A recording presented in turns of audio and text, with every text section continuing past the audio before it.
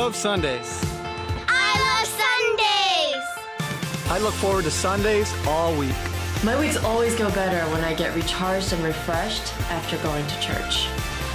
My job is pretty hectic, and the hustle starts again every Monday. But when I go to church on Sundays and I connect with everyone there, I feel more at peace and more focused for the week ahead. I'm a mom, which means I'm busy, really, really busy. So if I miss a Sunday and I don't take time at church to reset with God and take a break from the chaos, I notice it the following week with my family. It makes a difference when we're there.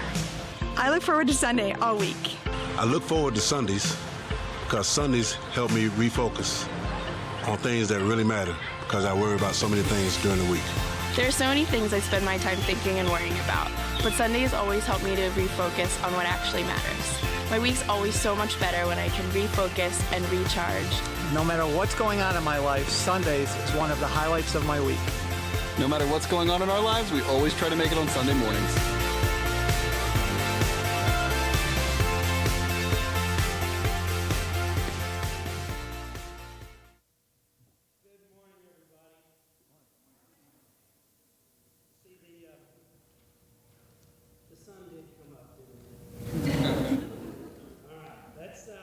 Today we're continuing a series we started called I Love Sundays. And before we get into the message, here's what I want you to do. I want you to turn to a neighbor, and in 30 seconds or less, I want you to tell them 3 things that you love. 3 things that you love. You got 30 seconds. Ready, go.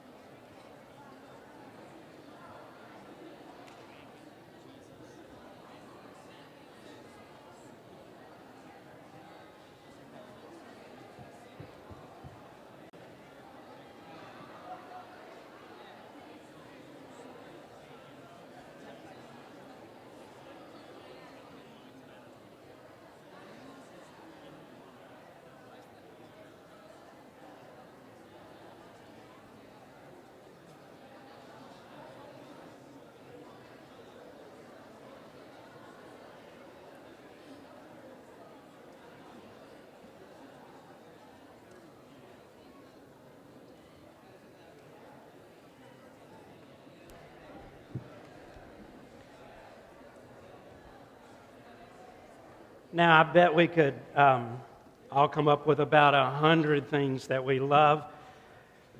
But I'm not sure that you would think to include I Love Sundays on your list. Some of you may have thought about that because you saw it coming. But I want you to open your Bible, if you have one, or turn it on, and go to Isaiah 58, verse 13.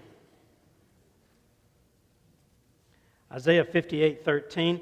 And we're going to get to that passage in just a minute, so just hold your place, hold your finger there, or whatever you do on a device. Sunday was meant to be the best day of your week. During Jesus' day, the Jews had all sorts of laws about things you could do and couldn't do on the Sabbath.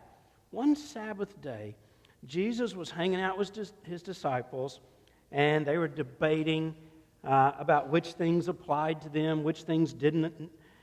And in this defining moment, Jesus filtered God's purpose for the Sabbath once and for all.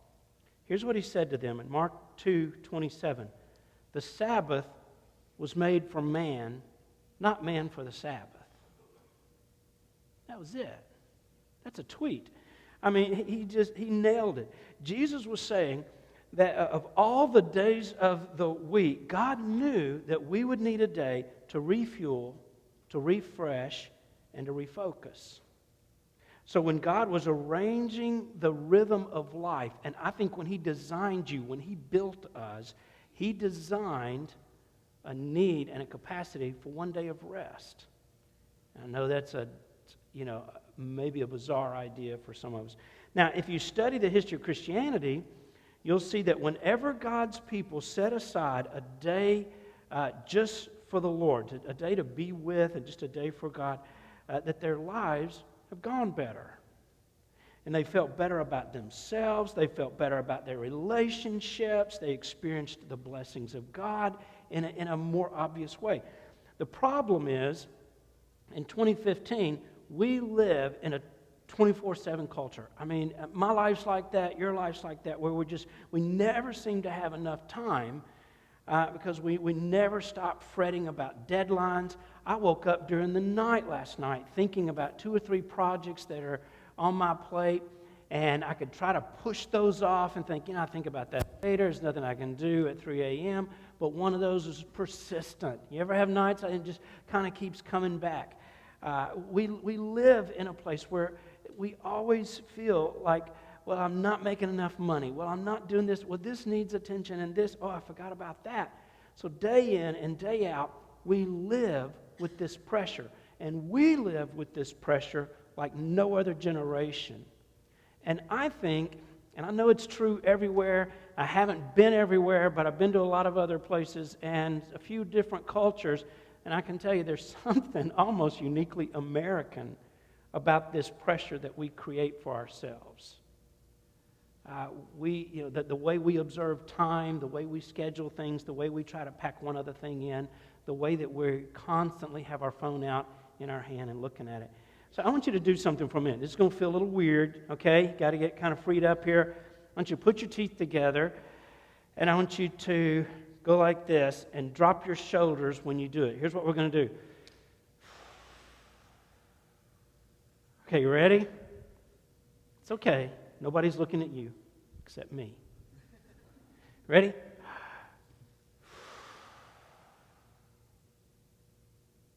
Doesn't that feel good? How long has it been since you felt completely relaxed? Some of you, you can't remember. You don't even know what I'm talking about, but that feels good, doesn't it?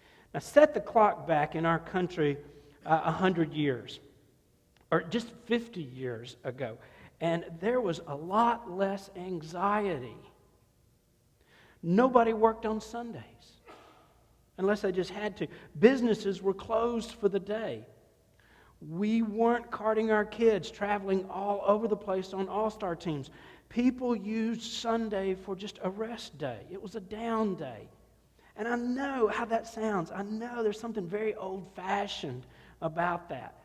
But doesn't something about that old-fashioned lifestyle just call to your heart? Isn't there something that you just lean into when you even think about that? You know, in prior generations, Americans did a lot less on Sundays. But as a result, and this isn't just me that thinks this, I can back it up, they got a lot more done on Mondays. And it's just crazy to me that we have all these devices, all these helps. The computer has absolutely changed our lifestyle and the way that we work now. When the internet goes out, watch what happens. People start coming out of their rooms and their offices and looking around. I can't work. I don't know what to do. Because we're just different the way that we do things. My lifestyle has changed. The way I do ministry. I mean, so much that we have that are conveniences now. But what's happened? Do we have like an extra day and we think, well, because of this new kind of washing machine and this kind of stove and because my car does all of this, now I've got an extra day every week. I'm only working 5 hours every day. No, you know what? It hasn't worked that way, has it? What happened? I mean, it's something that was intended is not working out. We're not the Jetsons. We thought we would be. After a day of rest, 100 years ago, 50 years ago, people launched the work week with more vitality, with more energy, and more productivity. You know, athletes perform better by working hard and then resting. Working hard, then resting. Working hard, then resting. Because our muscles were designed for stress and then release. Stress and then release. Guess what? Our souls were too. It's the same. Imagine this for a minute. What if we took a step backward in order to go forward? Way back in the Old Testament, the nation of Israel was just about to enter the Promised Land. For 40 years, they lived out in the desert. So nobody had a steady job. They didn't have permanent homes. They didn't have a lot of responsibilities. They're just out wandering, and kind of taking care of things, and that's all they had to do.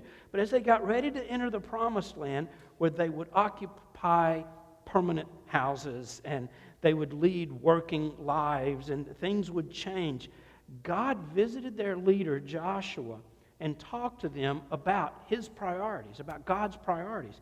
And here's what he said in Joshua 1:8.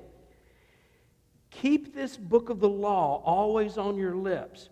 Meditate on it day and night so that you may be careful to do everything written in it. Then you will be prosperous and successful. God was saying, Joshua, once you get the people in and everybody settles down, you're going to be very, very tempted to work all the time just to get ahead. But if all you do is work to get ahead, you're not going to get ahead. I didn't make you that way, and it's not going to work like that. Joshua, the secret to getting ahead is to spend time in this book. Because if you get into this book will get into you. And if this book gets into you, you will become the kind of person who is prosperous and successful.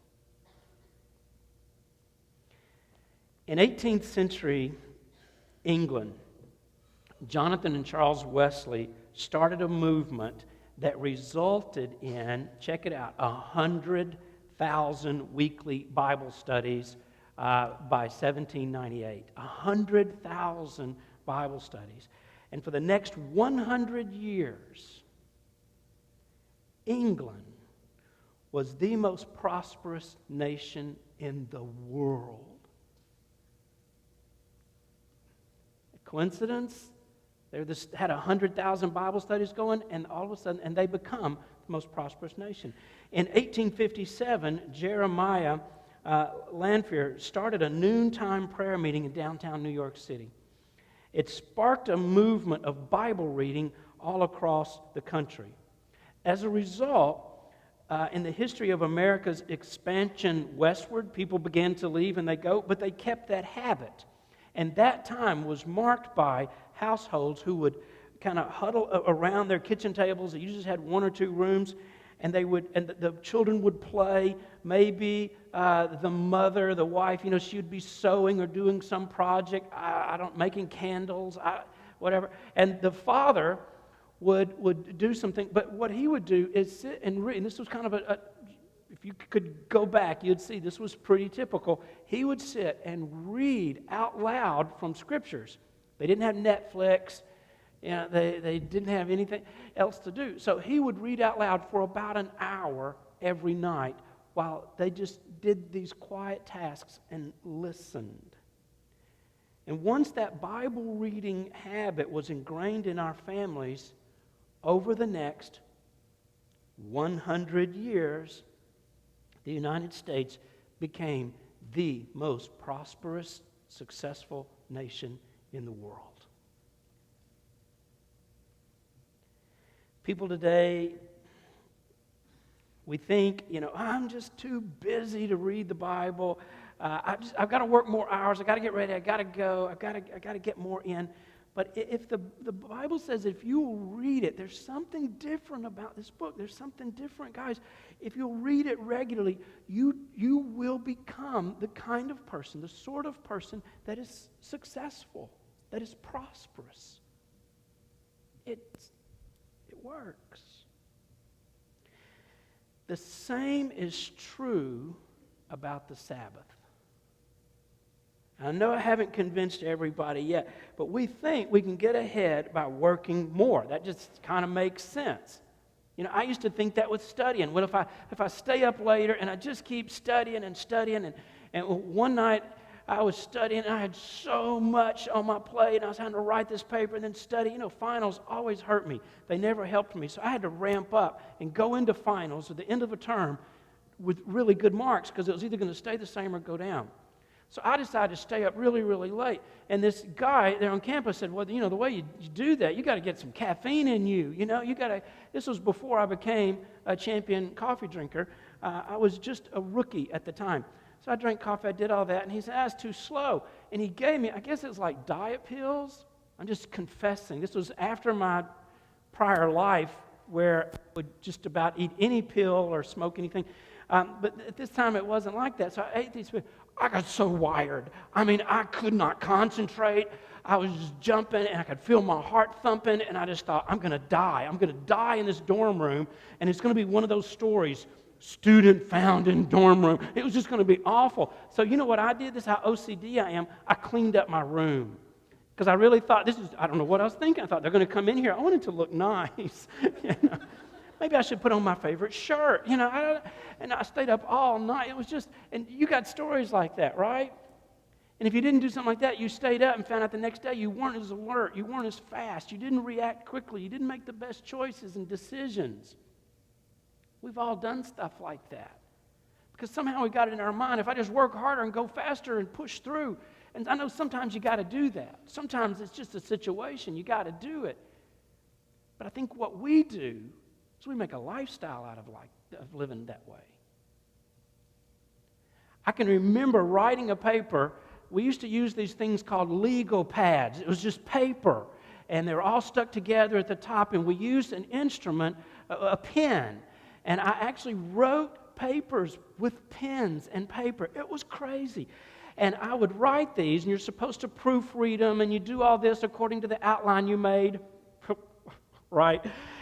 I would write this, and I would hand it to Kathy, who was a business major and had a teaching certificate, and she would type them on our wooden typewriter as I did those. And she would say, not enough. You've got to write 6 more pages to get to the, that's how I wrote papers. It's surprising that I got the Academic Excellence Award. Oh, I didn't mean to mention that. But, it was just ridiculous, okay? And God says, that's not the way to do it. And some of you are still living our life that way. And yeah, you're getting the raises but something is happening to your soul. Something's happening to us. God built the Sabbath because the best way to be productive sometimes is just to be quiet for a minute. And that's the concept of the Sabbath. God invented it. So here is the platform, the premise that I have for you today is that the way to make your Mondays better is to start with Sundays. Good Sundays make better Mondays. It's the rhythm of our life. Now, in the Bible, God prescribes 52 Sabbaths a year as part of this health maintenance plan that he has for us. It's better than Obamacare, better than anything else. That's 7.5 weeks of spiritual vacation. Who wouldn't jump at that? God wired us to run best on this rhythm of engagement and withdrawal. Engagement and withdrawal. It's the same thing physically that we understand stress and release. Stress and release. That's why some of you guys work out and you're doing upper body today and you're doing, legs tomorrow and you're doing something, and then you're coming back around because you understand that principle. Same thing. God made Sundays as a release day. Sunday's a rest day because that's our divinely designed nature.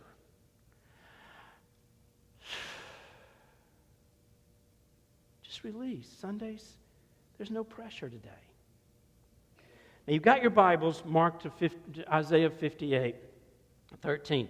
Now, look back there now and listen as I read this to you. This is what God says. If you keep your feet from breaking the Sabbath and from doing as you please on the holy day, if you call the Sabbath a delight and the Lord's holy day honorable, and if you honor it by not going your own way and not doing as you please or speaking idle words, then you will find your joy in the Lord, and I will cause you to ride in triumph on the heights of the land and to feast on the inheritance of your father Jacob. For the mouth of the Lord has spoken. see a principle in there. Now, I'm going to say a line, and I want you to repeat it after me, okay? Because I know you just love participation like that. Okay, ready? If you call the Sabbath a delight, I will cause you to ride in triumph. God's secret to winning is to call the Sabbath a delight, which means that Sunday ought to be the best day of your week. Now, how can you make that happen? What would it look like? What would it take for Sundays to be the best day of your week? Well, here are a couple of steps that you need to take to make Sundays great. And I've learned this through just practical experience, okay? And the first is this: to make a conscious decision to honor God's rhythm for your life. Make that decision. Sabbath celebration is so sacred to the Jewish people. I have a friend, lives in Latin America, but goes to Israel for several months at a time, and he told me, he said, this is the craziest thing. He said, I think the entire nation puts their elevators on automatic on the Sabbath so that you don't have to work pushing the button to your floor. All the elevators are set so that they stop at every floor, so you don't have to do anything on the Sabbath. Jewish people celebrate the Sabbath on the seventh day to remind themselves that that was the day, the seventh day that God rested. Now, because of the resurrection of Jesus, which changed everything, Christians adopted the first day of the week as our Sabbath. But the principle is the same. Build it around God and family and friends. Make the Sabbath a delight. Exodus 20 is where God gave Moses these 10 commandments, and then Moses gives them to the people. And the fourth commandment reads like this. This is Exodus 20, verse 8 to 10. Remember the Sabbath by keeping it holy. 6 days shall you labor and do all your work, but the seventh day is a Sabbath to the Lord your God. On it you shall not do any work, neither you, nor your son or daughter, nor your male or female servant, nor your animals, nor any foreigner residing in your towns. Now, look at the book of Deuteronomy, chapter 5, verse 12. Moses gave the 10 Commandments twice, okay? Once as the children of Israel are entering the wilderness, and then once again entering the wilderness, and then 40 years later when they're leaving the wilderness, and now they're going into the promised land. So here's the second time, Deuteronomy 5:12. Observe the Sabbath by keeping it holy as the Lord your God commanded you. Now, you probably didn't catch it, but there's a change in verbs. In Exodus, the command reads, remember the Sabbath. Look back. In Deuteronomy, it reads, observe, which means to look forward to. And because of these two Sabbath verbs, the Jewish people have built their lives around making the Sabbath the best day of their week. The first days after Sabbath, they remember it by looking back. The last days, before Sabbath, they observe it by looking forward to it. We all know what it's like to look forward to something. We looked forward to something this week, didn't we? And you know the anticipation. Whether you listen to Bleacher Report or Mad Dog or ESPN or local radio call-in, any sports radio, it was a big conversation. And we had a lot of opinions, and we're talking because we're looking forward to something. You hear about a movie that's coming out. There's like a new Star Wars movie coming out, I think Christmas. And when? Okay, you would know. Sometimes he comes to work dressed actually as Darth Vader. Some people, we just look forward to things. If you go on vacation and you're looking forward to the beach and you're counting down the days, we're looking forward to that, and then it's coming out. You hear about this, you hear about that, and you think about it and you talk about it with your friends. Then, when it was over, we do the same thing in reverse, don't we? I mean, last night, every social media forum within 50 miles of this city was blowing up. And everybody said the same thing. It was so obvious we all knew exactly what to say, right? Because we're sitting at home and I'm thinking, okay, I'm a pastor in Tennessee and I can tell you right now, stop running it up the middle. You know, we'll do. You listen to Call In tomorrow. Oh, Jimmy? Yeah, this here, I'm over in Seymour and it's going to be, we're going to talk about it. We're going to keep talking about it. That's kind of what we do. We remember and observe, remember and observe. Do you know that's God's rhythm? You can dance to that. What if this afternoon and tomorrow morning you talked with your family and friends about what happened and what you learned in church on Sunday? What if someone says, how's your weekend? Oh, man, it was so good. In church yesterday? Oh man, it's just so... it was, yeah, and I saw one of my friends, I learned this, I didn't know about this, I learned this, or what you did on Sunday afternoon, on Sunday evening, and you talked about that. What if this coming Friday, you post on your Facebook page, Sunday's coming, or hashtag, I love Sundays. And some of your friends are going to think, she's a little kind of nuts, but what if you started thinking about what you might experience in church this weekend, next weekend? This phenomenon in psychology says, act your way into a new way of thinking. I've used this in counseling, especially with couples who've lost that love and feeling. And they don't like, and they sit, right there on my sofa, or we meet somewhere, and I say, okay, here's what I want you to do. I want you to start acting like you feel like you love your wife again. And I remember a couple not so long ago, and they're not at Calvary, so it's one of those things. But she's sitting there, and boy, and her body language, she's just so uptight. She's just like this. I don't feel the same anymore. She wouldn't barely even move her mouth. I just don't feel the same anymore. I go, what? You got to talk. I don't feel the same anymore. I said, what does that mean? I don't love him anymore. What is that? Okay, we just opened up a whole thing of what is love, and what does that mean? You don't feel the same, or that. So my prescription that I said, I want you to start acting like you do. I don't want to do that. I know you don't want to do that. And I know it's going to be hard, but I just want you to start doing all the things you did way back in the beginning when you did feel that way. And watch what happens. It's amazing. I mean, it's amazing what begins to happen when you do that. Because you know what? It actually works. Isaiah 58:13 says that we should call the Sabbath a delight. Now, some of you think, well, that's really not my opinion about that. But what if you don't feel that way? If you will make a decision to call the Sabbath a delight, you know what's going to happen? You're going to begin to feel like the Sabbath is a delight. So step one in making Sunday the very best day of your week is make this decision, honor God's rhythm for your life. Honor God's rhythm for your life. Now step two is prepare for Sunday as if it's the highlight of your week. In Psalm 122:1, the scripture we looked at last week, David gets invited to church. And I can relate to that because I can remember a friend inviting me to church.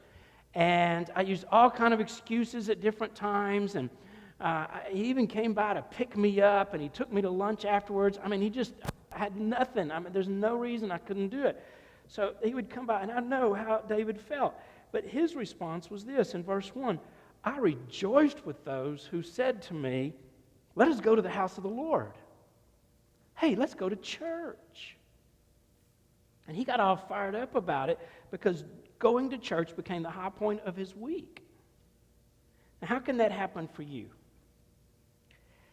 Ladies, girls, do you remember when you were in high school? Somebody say, yeah, that would have been a couple of days ago.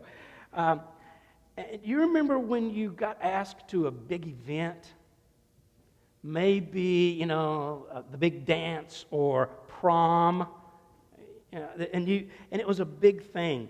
And guys, do you remember that? And for the prom, you maybe would actually go out and get a good haircut at Cutting Crew. You'd spend the $12. You would buy her flowers. you would begin to plan and to think about it. You might rent a tuxedo. You probably washed your car, or even went so far. I guess my generation, we washed our car or borrowed anybody in our families, whoever had the coolest car. For me, it was my Uncle Bill's Oldsmobile. Yeah. That's what I went to prom in, okay? His Cutlass, because it was the coolest car. Now you rent a limo or a helicopter or something, and it just keeps getting bigger. And if you want to make a good impression, do something like that. See if Elvis's jet could be fired back up and you could go on the Lisa Marie. But that's what we do. I mean, you go all out and you spend just unbelievable amounts of money. And you make reservations at a great restaurant.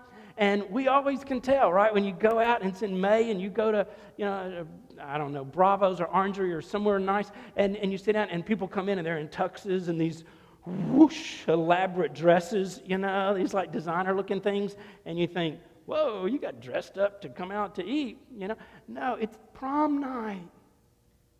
It was a big deal. And what made it so special was the preparation.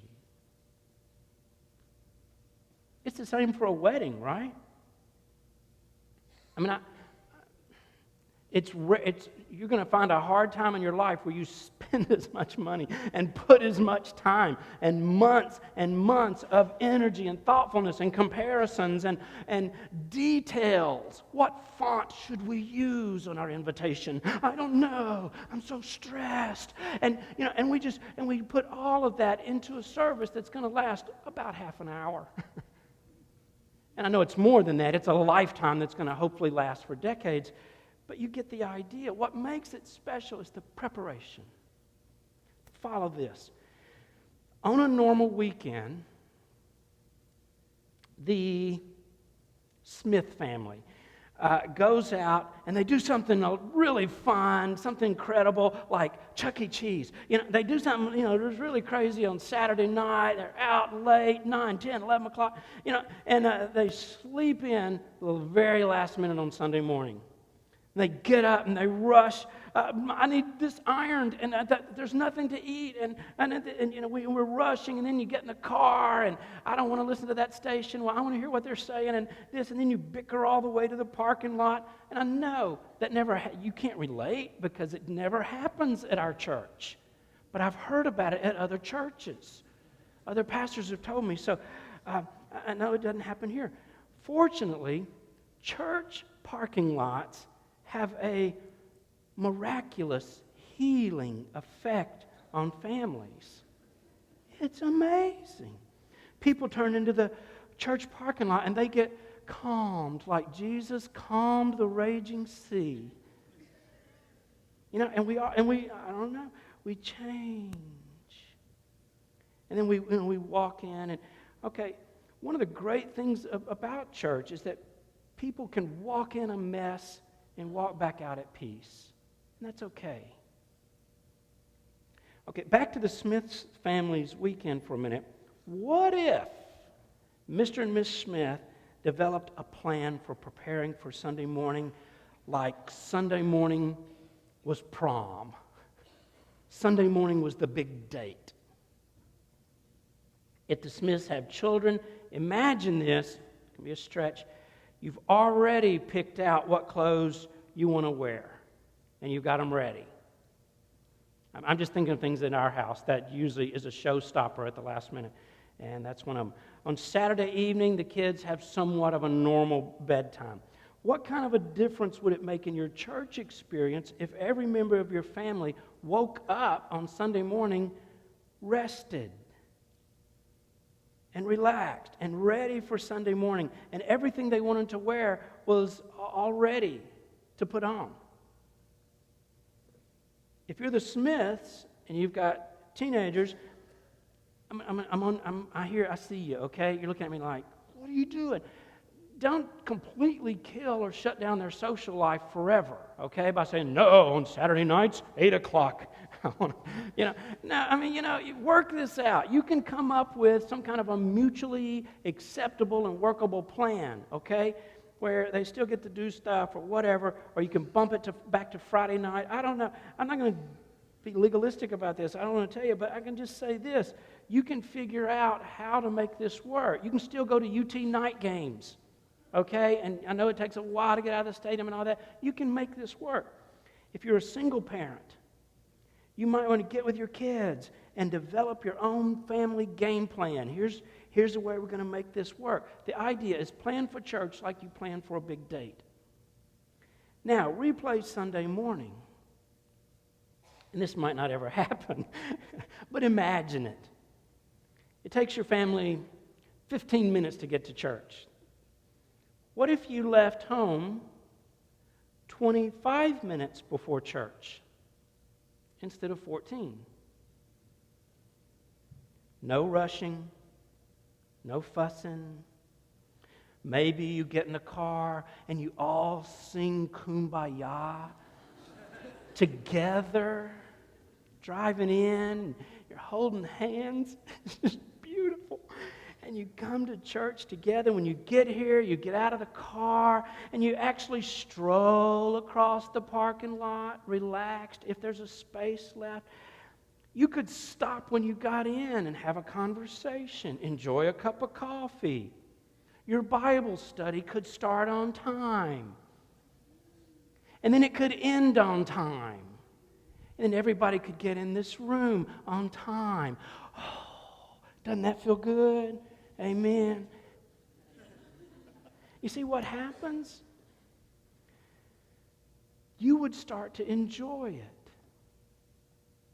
The stress would become... So how will you prepare for next Sunday?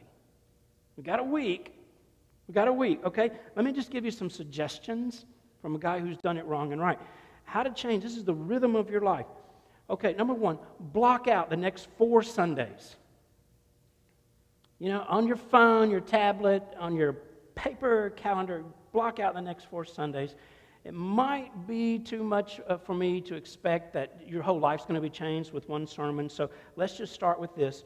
What if you blocked out the next 4 weeks on your calendar and you said, we aren't going anywhere on the next 4 Sunday mornings except church? We're going to go to church the next 4 weeks. Schedule it into your smartphone just like you would schedule an appointment. Put an alarm on it, okay? Now, number 2, figure out what is your new plan. You probably can't keep doing the same thing you're doing. It's going to come out the same. So sometime this afternoon or tonight, maybe even in your group time, before this idea wears off, sit down, talk about the kind of prep you're going to do. You're going to put into arriving here next Sunday morning. Do you want to put your clothes out the night before, make sure they're ready? Do you want to have something for breakfast kind of in mind so you don't have to run to Weigels and back? What time do you want to leave your house to get here on time?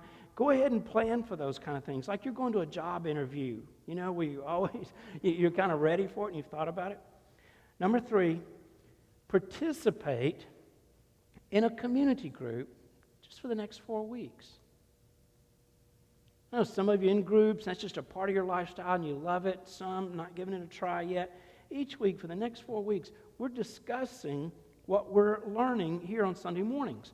And group leaders, you should have probably already received an email with a guide about tonight's conversation. If you didn't, there's some printed on the Connect table. You can pick it up on your way out this morning. I'm going to encourage everybody, participate in a group for the next 4 weeks. And then number 4, observe next Sunday. Start looking forward to it. Post hashtag Sunday's coming. Post hashtag I love Sundays. And we might start a movement.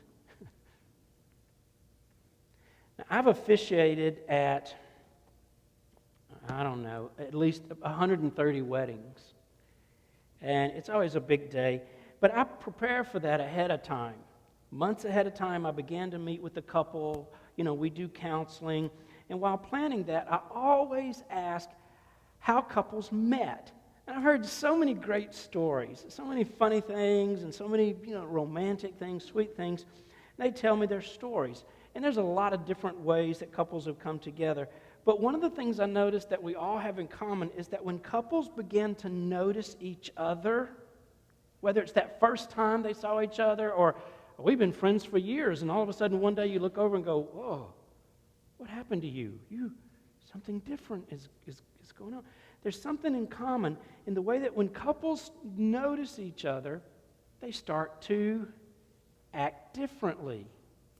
Yeah, you get all flirty and, you talk different, or you talk for hours and you know what, it's 2 a.m., we got to get off the phone, I've got to work tomorrow. Or you begin to text these little things, and you do all these, you start acting different, your friends notice it. What's up with you? I've never seen you dressed like this. Wow, you smell clean. What's going on? Are you dating somebody? That's, at least for guys, that's sort of the clue how we know something's up with each other. It's like, wow, your jeans, what happened? I can see what color they are. And we talk differently. I can't go. Hey, we're going Friday night. Yeah, I can't go. Where you going? I can't go. Why? Because you're making plans. And isn't it crazy how we figure out ways and work out things just to be together? When Kathy and I started dating, and of course she just chased me all over campus, one of her tricks was that there was we had commons. This is so old-fashioned, but I went to a Christian university, and the guys, they couldn't go in each other's dorm rooms except on special occasions. There was these commons areas, and between them, there was this little, like a gazebo kind of thing. We called it the rocket because it looked like a rocket. But so everybody, you'd come out and walk down the sidewalk, you had to walk past that thing. Guess who just happened to be there every time Kathy came out of the commons and walked past the rocket? Oh, hey, fancy meeting you here. And I'm in my roommate's shirt, and it's just so obvious what I'm doing. Hey, can I walk you over to class? Even though my class is that way, can I walk you to, yeah, I'm kind of going that way. It's just, isn't it crazy the things that we do? We figure it out, and we work it out so we can be together. You can do this. God wants to make the Sabbath something beautiful and special, and He wants church to be more than just your routine. Now, I'm going to say this line by line, and this is going to be our finish. This is our benediction, and we're done, okay? So would you stand up with me, please?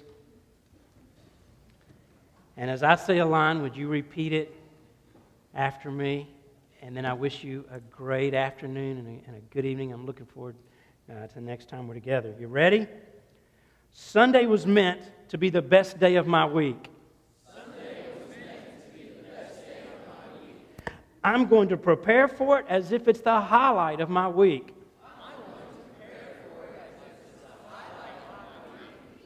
See you next Sunday.